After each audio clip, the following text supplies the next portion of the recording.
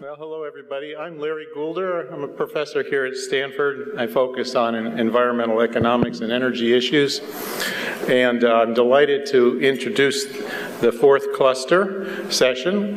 The title of this session is, the overall title is Realizing Energy for Sustainable Development, Assessment of the Policies Needed to Address the Challenges. So there's going to be a policy focus here.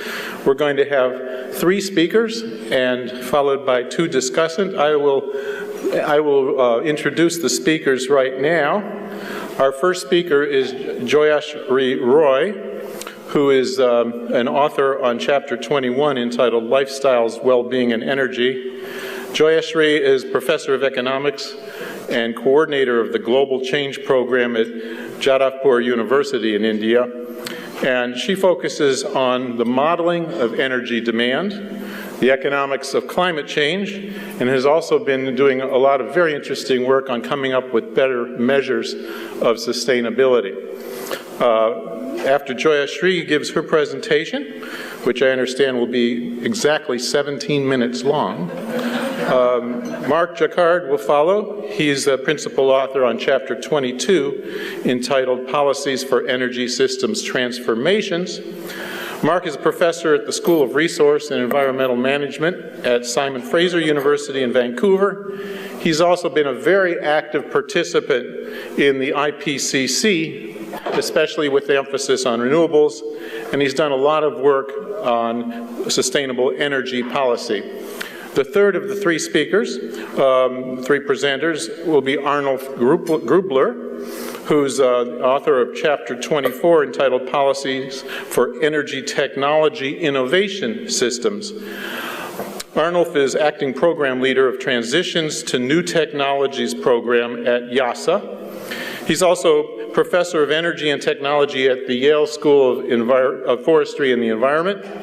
And he has made his name and focus on the long-term history as well as predictions of the future of major technological change with emphasis on energy technologies.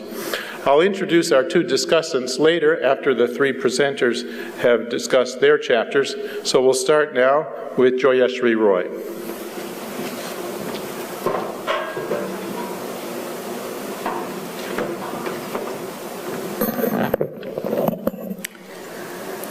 Good morning, everybody. It's my really pleasure that Sally could really organize something where we all could be here and share our chapters from GEA with all of you. And I must thank Naki and Anand and others for involving me to write this chapter 21, which is on lifestyle, well-being, and energy. In this chapter, what we try to do is that we want to say that there are options beyond the supply side options of energy efficiency and fuel switch. And if we look from the consumer's perspective, then we can see that ultimate energy use is influenced by a number of factors, income and affluence, but also the non-economic factors and the non-technological drivers, such as lifestyle, culture, religion, desire for improved well-being, and behavior. And we want to say that policies and measures can modify or change lifestyles and preferences. Notions of well-being that are not based on material consumption alone offers new policy options. And also we want to say is that the reduction in energy services demand does not necessarily reduce well-being. And lifestyle changes are an effective and powerful approach to addressing sustainability issues, as it can provide better multiple benefits, better health, low fossil fuel-based mobility, lower emissions, nutrition without reducing socioeconomic status, and adds flexibility to supply-side options. We are already seeing that weakening of income energy coupling. If we look into the statistics, we see that while real GDP, global GDP increased by 1.6 times from 1990 to 2007, the total primary energy use increased by 1.4 times. So what we want to say is, again, that need to look beyond the economic drivers like the behavior, lifestyle choices, culture, religion, etc. And this chapter explores a more fundamental question of whether defining affluence in purely economic terms is an appropriate measure for well-being. And referring to well-being also means addressing not only absolute reduction in energy services, which might be issue for high-income consumers and regions, but also absolute increase in energy services, which are still necessary for a huge percentage of the population in developing countries. In lifestyle issues and behavioral issues, diet matters. And diet is a cultural and religious habit, but it also is an acquired taste. So the statistics again and the different studies show that, say, 90% of Hindus and Buddhists, 75% of Muslims, and 16% of Jews follow dietary restrictions of religion. But if you again look at the acquired taste, then you can see that the global transition is toward more affluent fuel consumption patterns, which are more towards meat consumption, of which 24% is beef, and which is increasing. But there is difference between energy input for plant and meat-based meal may exceed a factor of 10. An internationally connected world through trade, preference for overseas food is changing. We can say it's increasing. And seasonal and fresh food is changing too. And over past few decades, the energy needs for transport, storage, and processing increased in the food sector, especially for meat products. And in high-income countries, food accounts for 17 to 18% of household indirect energy use. This is just to show that how per capita meat consumption across the region is. If you look at this, then you will see that here, I mean, you can see the countries there, and then you can compare I'm just comparing US and India, me being from India, and I'm standing here in US, so just you can compare these two. And you can see that the meat consumption is increasing in all the countries, and you see the difference. And in the left-hand side, we are showing the annual per capita consumption of meat. I'll come back to these numbers at some point of time, so I would just say that just keep this in mind. And also it depends from where and how the food is grown. If it is in Sweden, if you want the tropical fruits, imported tropical food to eat, then you can see what is the energy consumption of the fruit you are using sitting in Sweden. If you are, again, growing tomatoes in Sweden by using the greenhouses, then there is, again, energy use is much higher. So it just shows that how energy use varies depending on what kind of fruits and food you are using. I'm not using many more graphs which we have in our chapter, which are really nice to show how the organic food and then the inorganic food you can compare, and how you can compare the vegetarian food and the non-vegetarian food across different countries. But these are just few examples which I'm just trying to show. We also want to say is that besides diet, mobility it also matters a lot. And the question comes, so does it vary with the vehicle ownership? But vehicle ownership and energy use are related, but not one-on-one, because if we look into Beijing and Shanghai versus Tokyo, then in Beijing and Shanghai, the vehicle ownership is much less, but the energy use is much more. It's because of the technical efficiency of the automobiles. But in US, both are high because US accounts for 65% of the global passenger kilometer traveled.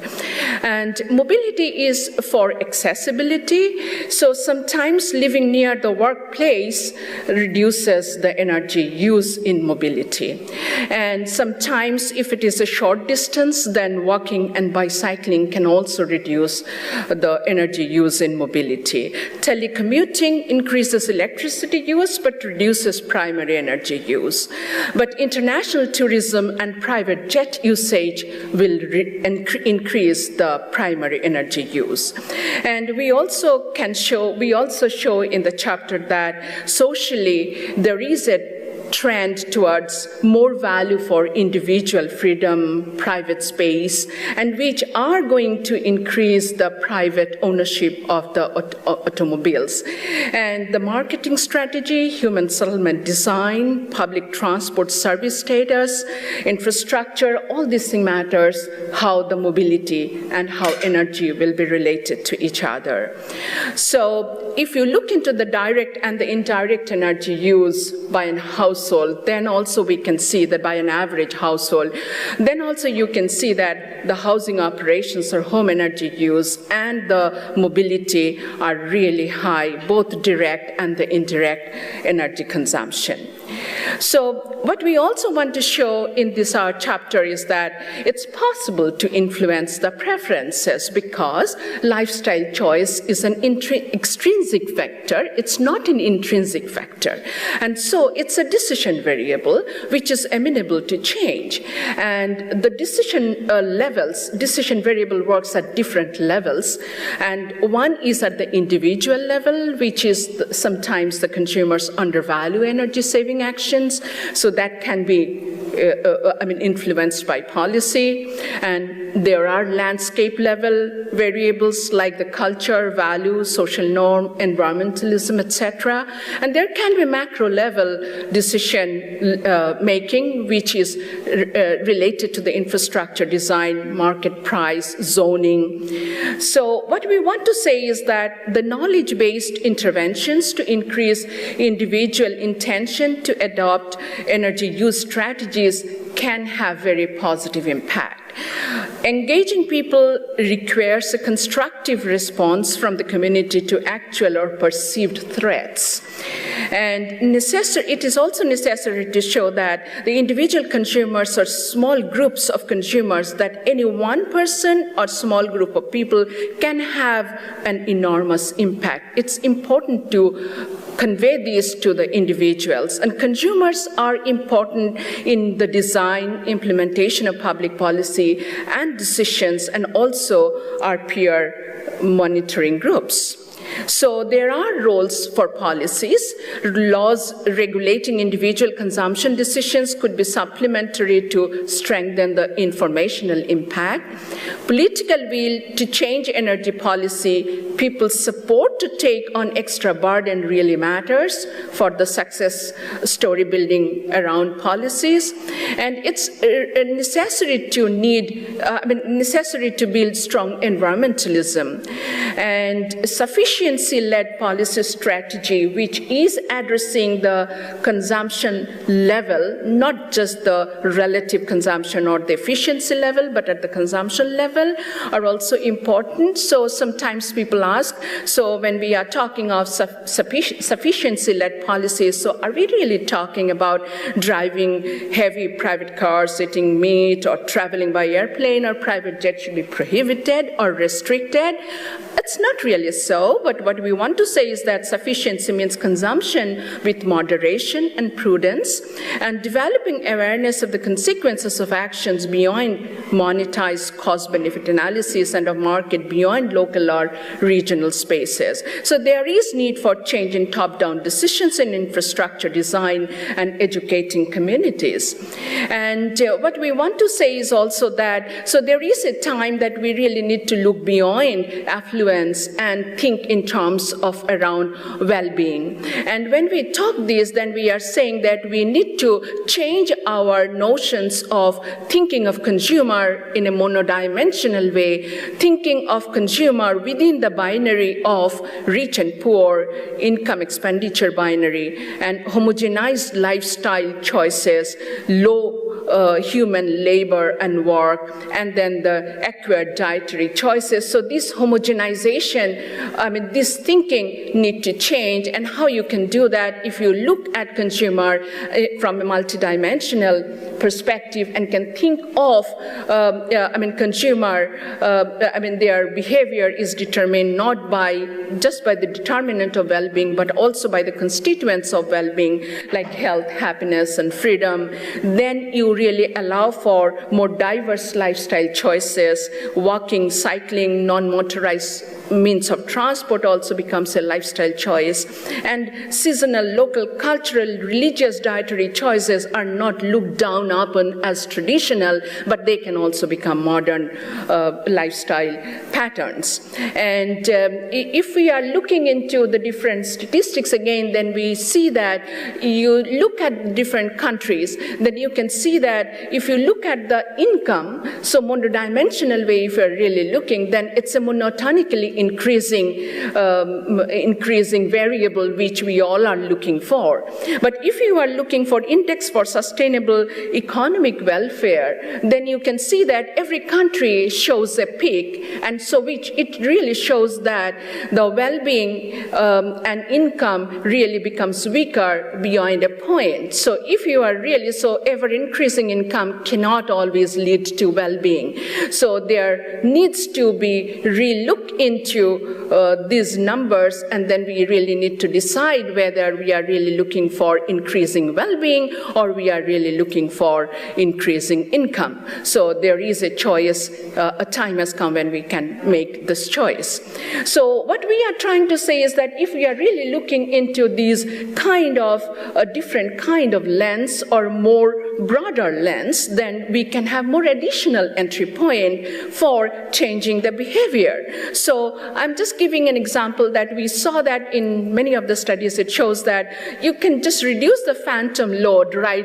At night we can see that many of our plug points are showing the green lights on, which simply means it's plugged on and power is flowing, but then we are really not running the computer. So we can just switch off those. And that is the phantom load. And if you can reduce those, then for an average household, you can see that 10% of an energy bill can go down if we are really switching off the phantom load. And we cannot do that simply because infrastructurally, the switches are put in such a way that you really do not feel it convenient to switch off all the time.